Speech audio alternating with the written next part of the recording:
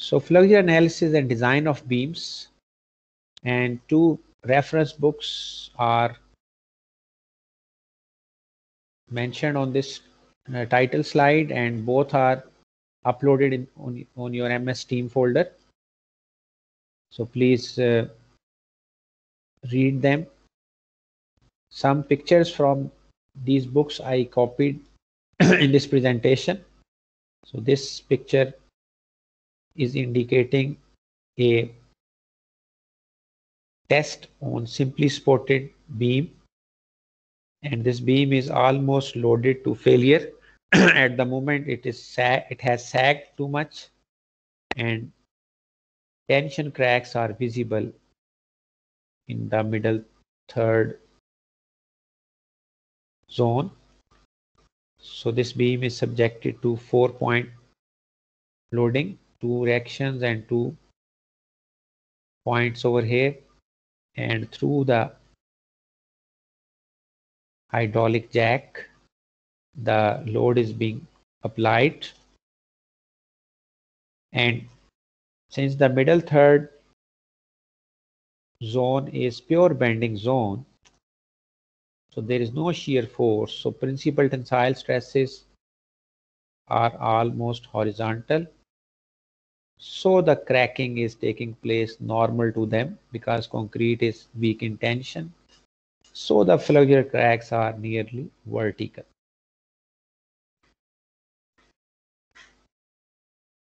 On a homogeneous elastic beam at the midspan, if I want to investigate the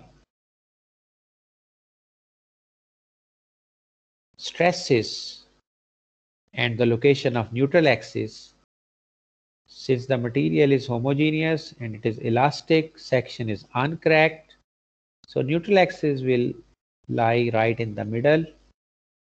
So material is linear elastic, it has same properties in tension, in compression, so linearly increasing stress are shown here. So farthest fiber is at maximum stress, and the fiber at neutral axis has zero stress.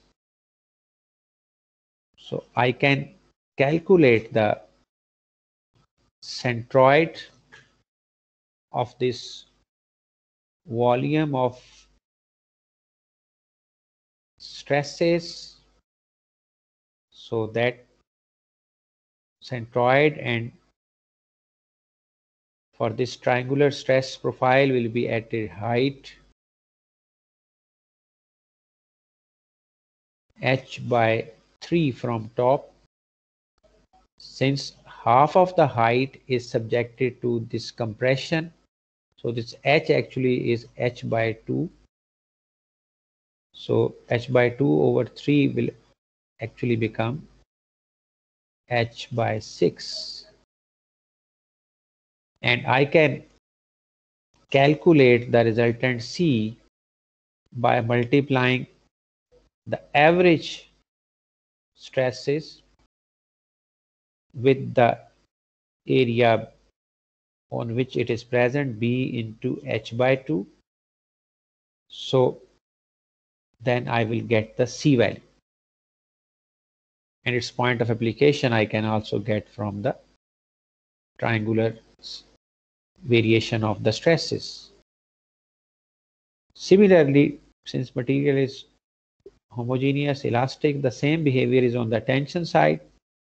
So same tensile force I can get multiplying the average stresses with the area on which they are present. It will give me T. And the distance between them, internal lever arm, I can calculate because this height I can get from, as I know that it is at 2h by 3, but actually this h is h by 2. So it will become equal to h by 3 because 2 and 2 will cancel. So h by 3 from above and h by 3 from below, total will give me JD equal to 2h by 3. So either C into 2h by 3 or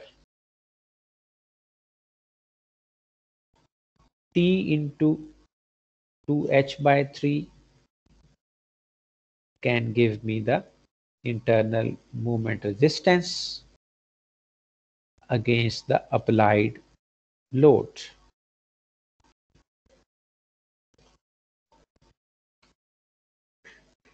Now we want to extend this discussion to a concrete beam.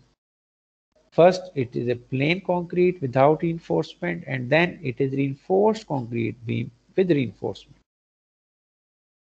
Once I'm dealing with a plain concrete beam, since concrete is weak in tension, so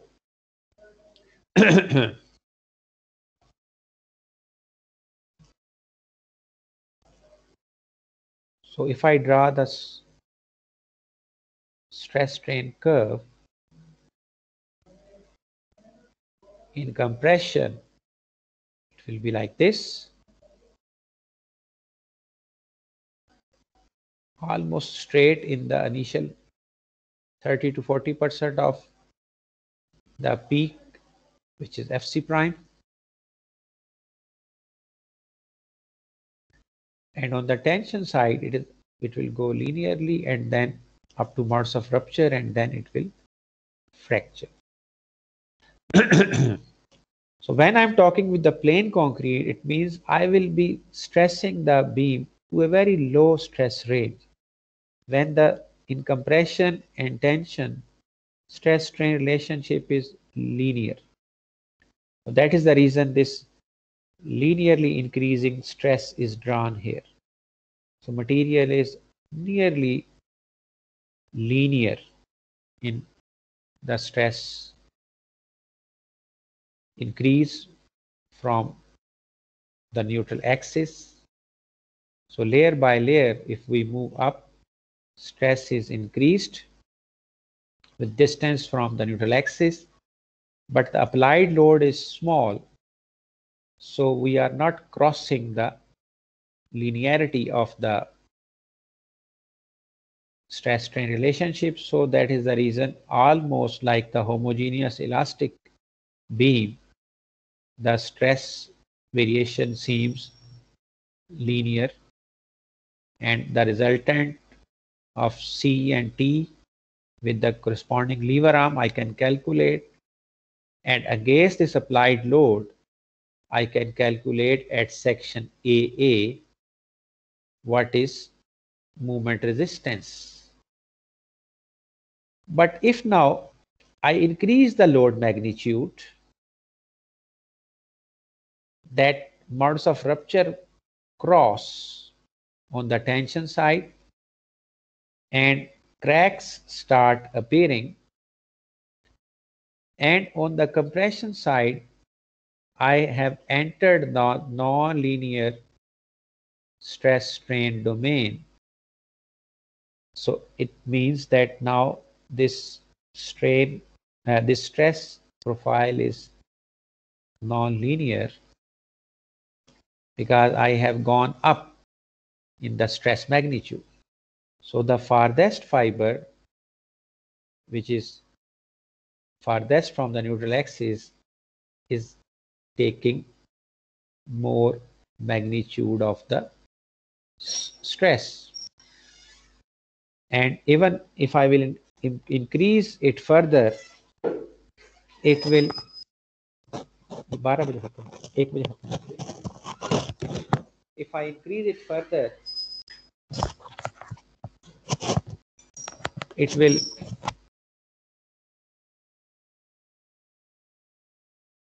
it may approach the peak, and if more load I apply, it may start softening, and finally I will get the complete stress above the neutral axis. So this picture incidentally is representing the case when up to some limit of stress, the top fiber is being stressed and it has not yet approached the peak. So it is in this range of 70 to 80% of the peak. So although nonlinearity appeared between stress and strain relationship, but not yet approached the peak value. The tension cracks can't enter the compression domain. So a good judgment can be that the tip of the crack can represent the location of the neutral axis. So neutral axis now has moved up. It is not now right in the middle of the cross section at h by 2. Even and moreover, this beam is actually a composite beam. It is reinforced beam. So the crack opening and widening and propagation is forcing the neutral axis to move up. So the compression domain is decreasing once the crack initiation and propagation will start on the tension side. So concrete on the tension side is not contributing in equilibrium. So on the cross section below the neutral axis, concrete is not contributing. Above neutral axis in compression, concrete is contributing. So on the tension side, only steel bars are developing equilibrium with the concrete. So C is equal to T, and T actually comes from the steel. Furthermore, concrete in the tension domain is actually enveloping the steel bars, is helping to keep the composite action between steel and concrete, is responsible to develop the bond between steel and concrete. Deformations on the surface of the bars and the chemical adhesion between steel and concrete is also responsible to develop the bond. Concrete on the tension side is protecting the steel from rusting. It is still enveloping the steel. However, at discrete locations where cracks are present, it may get exposed if crack will widen, but otherwise at other positions it will keep the steel safe from direct attack of the moisture or oxygen to trigger the rusting. It will also prevent the steel against direct fire attack and provide some improved fire rating. But its contribution in getting force equilibrium with concrete is ignored because it is too meager. Because the tensile strength of concrete is very less, 1/10 of its compressive strength. So in order to understand the reinforced concrete behavior at section level in flexure analysis, we want to know some assumptions, design assumptions in flexure which are present, like provisions in ACI 318-2019 publication. The first is equilibrium shall be satisfied at each section.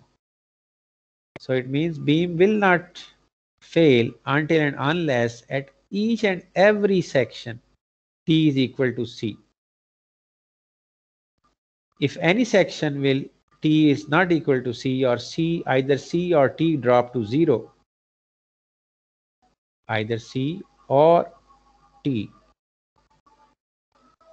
drop to 0, equilibrium will be violated and section will fail. And as a matter of fact, entire beam will fail. So equilibrium shall be satisfied at each section. Then is plane sections remain plane after bending. Strain in the concrete and reinforcement shall be assumed proportional to the distance from neutral axis.